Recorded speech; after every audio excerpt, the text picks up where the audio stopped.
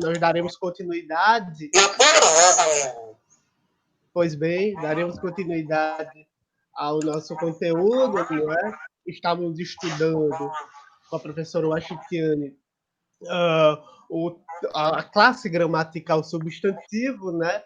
Nesta aula nós daremos continuidade, apresentarei, não é, uma sequência de slides em que nós trataremos dos substantivos, não é, ligado necessariamente ao gênero, não é, que nós também estamos trabalhando nas nossas aulas online, não é, que é o gênero relato de experiência pessoal, não é? Eu vou aqui apresentar a minha tela, não é? Aí vocês poderão ver uma sequência de slides. Vamos lá.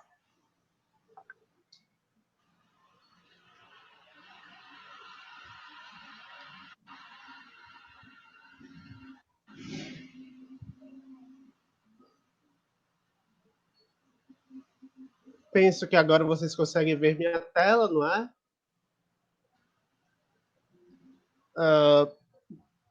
Wesley, professores, vocês podem me confirmar se os slides estão em tela?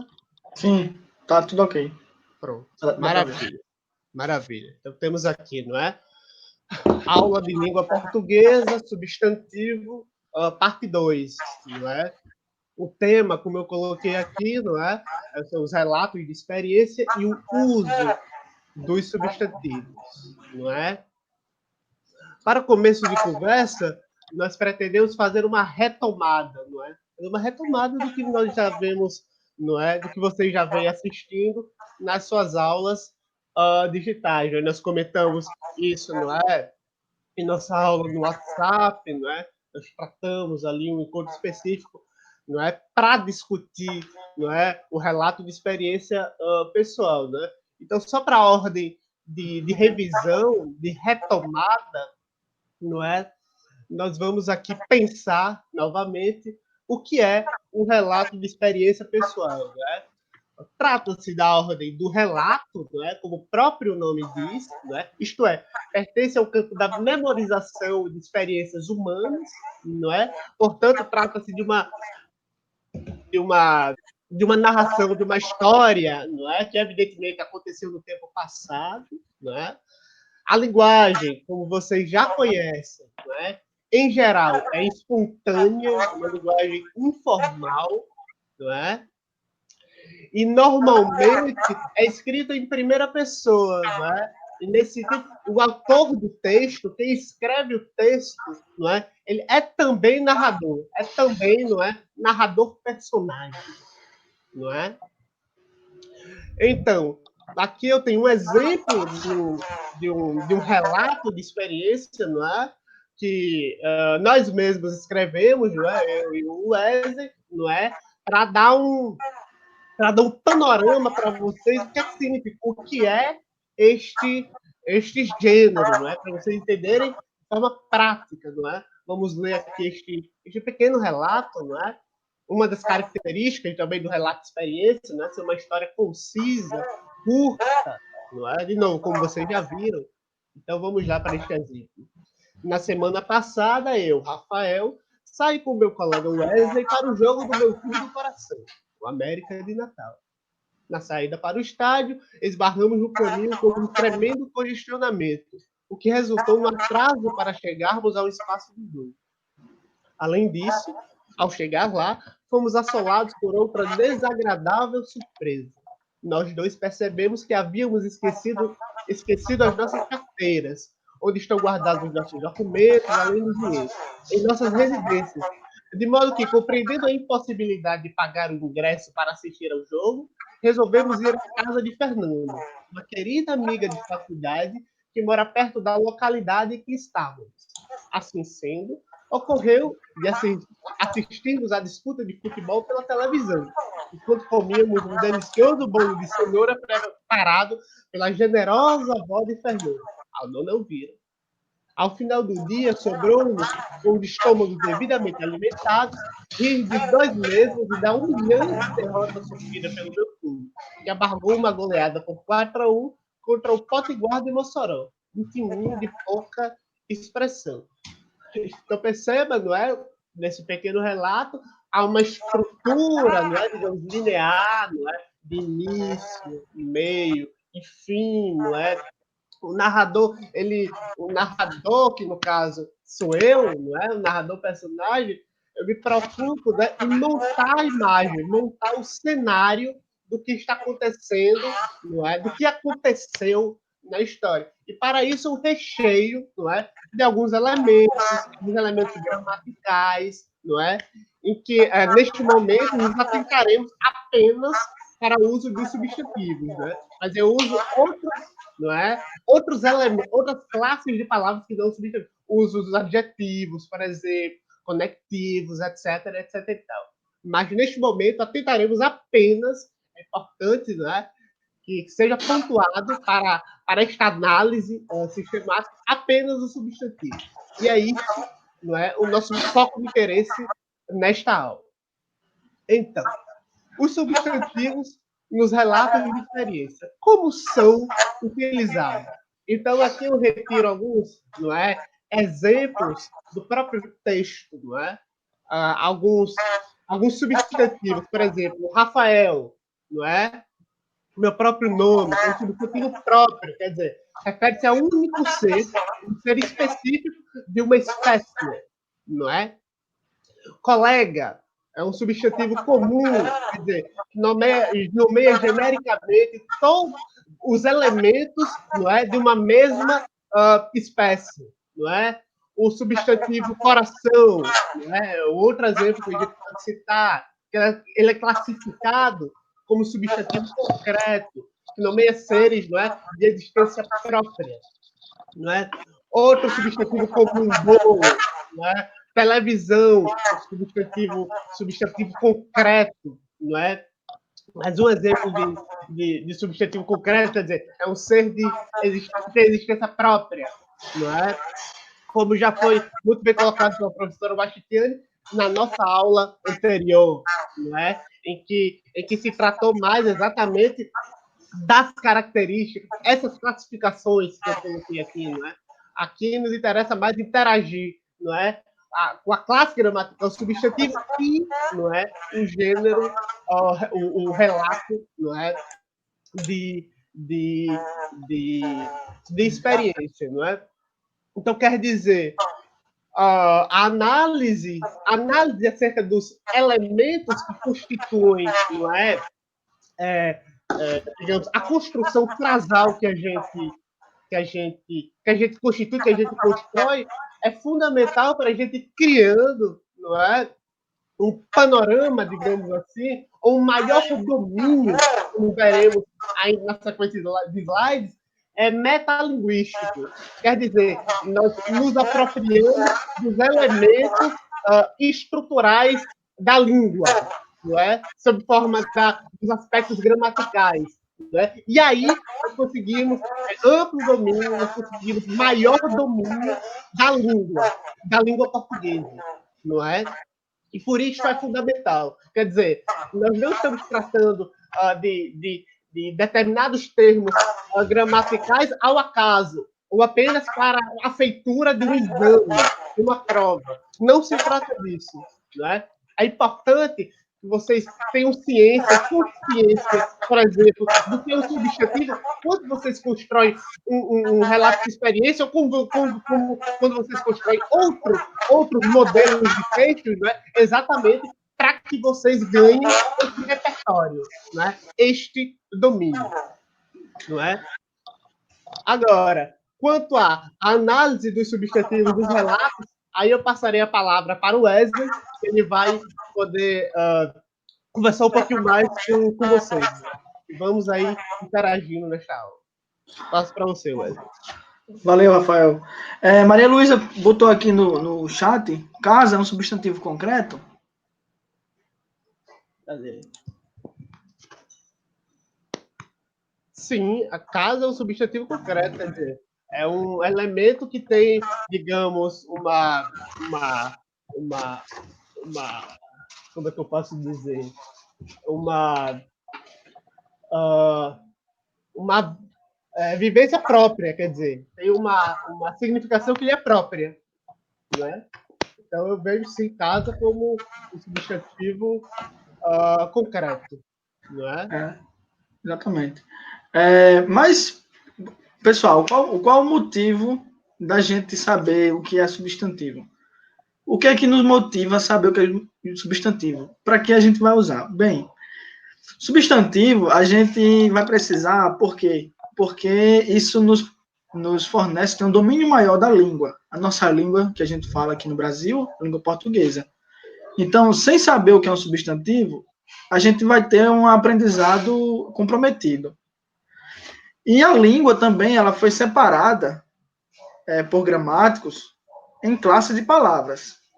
Então, onde fica o substantivo, o artigo, o adjetivo, se chama morfologia, que é a parte da gramática que vocês vão estudar mais no 7º, no 8º, no 9º e no ensino médio, que é a parte da gramática que estuda as formas das palavras, como surgiram as palavras, como essas palavras se encaixam. Então, sem o conhecimento da morfologia de substantivo, que é um substantivo concreto, abstrato, substantivo próprio, a gente não vai ter um domínio da língua. Então, a gente vai ler e não vai entender o que significa a palavra casa, a palavra biscoito, a palavra escova de dente. O seu próprio nome, você não vai saber classificar ele dentro da nossa língua. Você pode até saber falar e escrever o seu nome, mas você não vai saber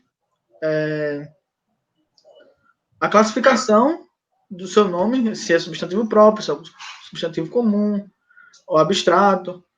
Então, a língua foi separada em classes de palavras. E isso nos ajuda a ler e compreender textos e frases. Então, a gente só vai conseguir compreender bem um texto que a gente gosta de ler, um livro, qualquer coisa na internet. A gente só vai ter a compreensão melhor se a gente souber o que é um substantivo, o que é um artigo, o que é um adjetivo, e assim por diante. Pode passar, Rafael.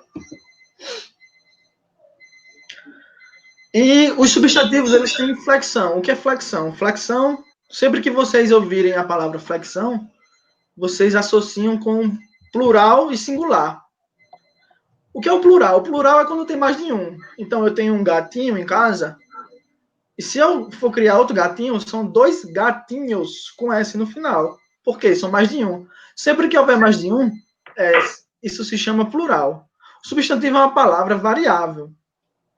Existem substantivos invariáveis, mas, no geral, é variável. É uma palavra que pode ter sua forma alterada para exprimir determinados aspectos gramaticais. Como eu falei, o exemplo do gatinho, do cachorrinho. Atente para os exemplos. Aí colocamos aqui 3 exemplos. Carteiras, que estava no texto, né?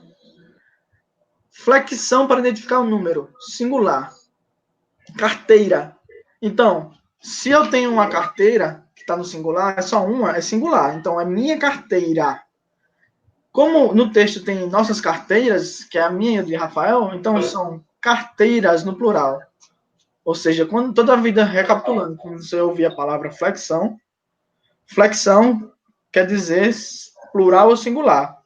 Um objeto ou mais de um.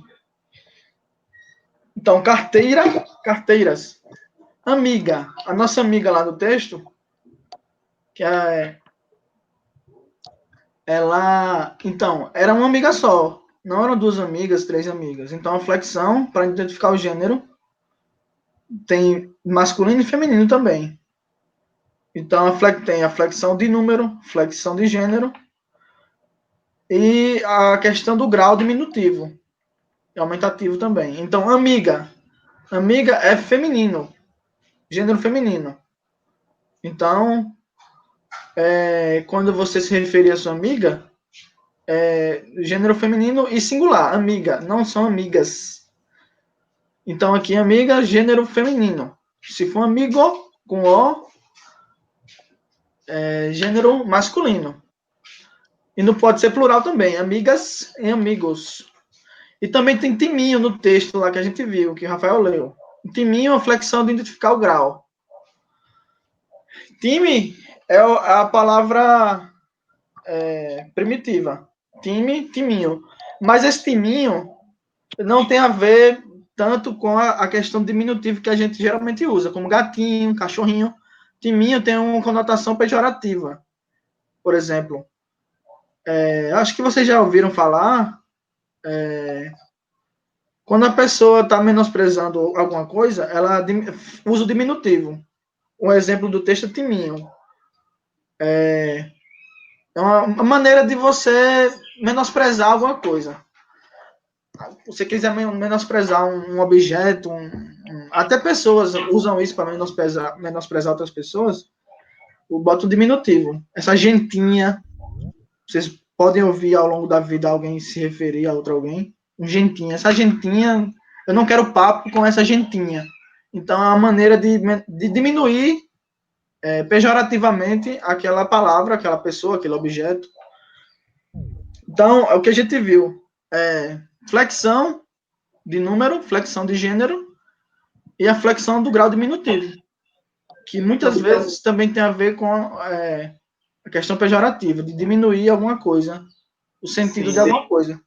Só fazer um pequeno comentário. Eu vejo, mais uma vez, como é importante, não é, a gente compreender esses elementos, essas estruturas, não é, essas partículas da língua. Quer dizer, veja que em algumas flexões, não é, do substantivo, algumas dessas flexões vai alterar exatamente a conotação semântica, a conotação de significado, né, da palavra, como o Wesley estava colocando muito bem, não é? O time, a palavra o time, né, quer dizer uma coisa. Agora, quando você fala como está colocado no texto, né, quando se coloca timinho, não é? Aí o significado ele altera um pouco, quer dizer, ganha a estrutura, a construção ganha esse caráter, né, de sátira, esse caráter pejorativo, não é? É por isso que é importante entender essas estruturas, essas flexões, né? Pode continuar, Léo. Pode passar. Tudo certo. Pronto, pessoal. Como eu tinha falado um pouco, substantivos, a maioria são variáveis. Mas há substantivos também uniformes, que são aqueles que não dispõem de flexão para indicar mudança de masculino e feminino. Não tem flexão de gênero. Um exemplo, o colega e a colega. Ou seja, você usa a mesma palavra, exatamente igual, para se referir ao seu colega e à sua colega. Só muda o artigo. O ou a, antes da palavra. Como nós estivemos uma presidente da República, a gramática, ela diverge. Alguns defendem que é invariável a palavra presidente, e outros defendem que já é variável. Já houve essa mudança. Então, poderia ser a presidente Dilma ou a presidenta Dilma. Então, aí quem usa essa palavra presidente invariável, vai colocar o artigo no início, o a presidente, com E no final, ou se fosse referir a outro presidente do sexo masculino, bota o presidente. Então, você usa a mesma palavra com um artigo para definir se é masculino ou feminino. A colega ou o colega, aí no exemplo do slide. Também, substantivo sem singular. Então, sem flexão de número. São empregados unicamente no plural. Por exemplo, ônibus, férias. Tem palavras que não têm singular. Você só escreve ela e só lê ela no plural. Então, também temos aumentativos e diminutivos pejorativos e afetivos. Muitas vezes, substantivos flexionados em grau indicam certas características irônicas. No caso do substantivo que a gente viu, time, no diminutivo, por exemplo. Ou de afetividade. No caso do substantivo pai, no aumentativo. Paizão. Sempre o diminutivo, em alguns casos, tem essa questão semântica de diminuir pejorativamente. Que é timinho, gentinha, como eu falei. E também tem a questão do aumentativo. Paizão, timão. Quando se refere a um time que a gente gosta, quando nossos pais, nós mesmos, se refere àquele time de futebol como um time muito bom, um time muito relevante naquele momento, a gente fala timão, em vez de dizer timinho, a gente fala timão. Por quê? Porque a gente está valorizando muito aquela palavra e aquele time. Você quer falar, Maria Luísa? Ah, tá. Olhei aqui o chat. Pronto. Então, pessoal, tem alguma dúvida em relação a isso? A flexão de gênero, de número? Maria Luísa? Raíssa? Tem alguma dúvida?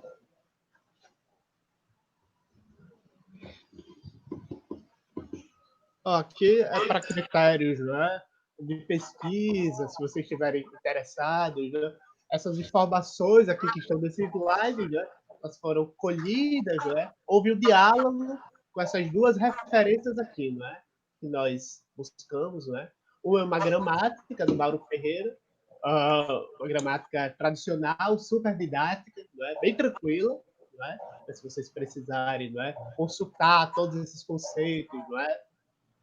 E aqui é um artigo, né? Escrito por uma professora e por um professor, né? Sobre o gênero, não é? Relato de experiência pessoal, também muito interessante. Isso aqui é só para quem, não é? Tiver mais curioso, quiser saber de onde nós coletamos as informações, está aí, não é?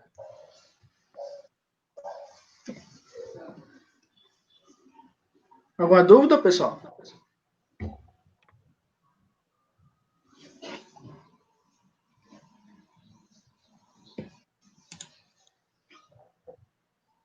Então, muito boa essa questão que os meninos trouxeram, né, a respeito da flexão. Muito boa também essa questão de trazer o relato de experiência pessoal deles, né? Isso também dinamiza o nosso próprio relato que nós devemos escrever, né? E é interessante perceber essa questão de flexão, né? Os meninos falando e eu pensando nisso. Que flexão a gente vê o início dela lá no sexto ano, né? De uma maneira assim bem simples, né? Vocês veem a flexão de gênero aí, essa marcação aí, né? Do A, O, por exemplo, gato, né? Então o artigo O aí para flexionar, né? Para dizer que é o gato do gênero masculino, ou gata, né? Então aí a marcação do artigo A para o gênero feminino. Contudo, a gente não pode esquecer que existem algumas palavras que não têm esse artigo, nem o nem a, mas que também existe essa flexão. Por exemplo, rapaz. Rapaz, o que é que vai marcar o gênero desse rapaz, né? Que vai ser sempre o O. Então, vai ser o O lá no início, o rapaz, né? Então, a mesma coisa, por exemplo, a palavra alface. Professora, não sei se é Maceu, eu digo o alface, né? Normalmente a gente diz o alface, né, na nossa casa. Passe o alface, por favor, para mim, né? Mas aí alface é uma palavra feminina, então a alface, né? Então, quando os meninos falavam, eu ficava lembrando que esse assunto de substantivo de flexão é um assunto que a gente vai ver durante a vida, toda a nossa vida, né? Porque sempre a gente vai ter dúvida se aquela palavra está no feminino ou no masculino, né? É interessante perceber isso, porque traz para dentro do nosso texto uma linguagem padrão, né? Mas também de classificar as palavras como elas realmente são. Se elas são masculinas, elas são masculinas, se elas são femininas, elas são femininas, né? Então, na nossa fala, nós também precisamos disso, né? Desse conhecimento, como também quando os meninos falaram acerca do diminutivo, né? Timinho. Então, quando eu digo assim, aquele ali é qualquer timinho, eu estou rebaixando, né? Aquele time, eu estou dizendo que ele é ruim, né? Eu não estou dizendo que ele é bom, então é interessante perceber esse sentido, como nós trazemos para a nossa linguagem essa questão do sentido, né? A nossa linguagem ela não é vazia, nós não dizemos uma coisa por dizer, né? Ela tem um sentido, tudo que nós dizemos tem sentido, certo? Então foi muito boa a aula deles, bem interessante, né? Trouxeram essa questão do substantivo inserido no texto, isso é muito importante, né? Porque nós trabalhamos com texto na sala de aula e nós também trabalhamos com texto na nossa vida, tanto com texto escrito como com texto falado, né? Tá certo? Então foi muito importante essa aula para vocês, ok? Os meninos querem falar alguma coisa? Só complementando a sua fala, professora, quer dizer, a nossa ideia, não é, com esse planejamento foi exatamente auxiliar, não é, vocês a produção dos relatos de vocês, né? É por isso que para a gente também não se furtar, né? Não, os professores estão só tratando de conceitos e eles não estão com a mão na massa. Então fizemos, não é, de fato, o relato, não é? E a partir deste relato nós comentamos, isto é, nós fizemos a análise. Né? E com isso, como foi colocado à exposição, né, nós precisamos nos apropriar exatamente desse repertório, que é o repertório da metalinguagem. Não é? Isto é, são esses termos, não é, que vão, digamos, vão trazer categorias de análise para a língua portuguesa. Não é? E é a partir desta digamos, linguagem mais técnica, não é, mais sistematizada, que os gramáticos vão recorrer, não é, para construir, não é, as nossas gramáticas, que é onde a gente vai estudar para se aprofundar um pouco mais, exatamente, na nossa análise dessa língua tão maravilhosa que é a língua portuguesa. Isso mesmo. Então, gente, é isso. Só alguns, só para complementar. Deixa eu só parar aqui.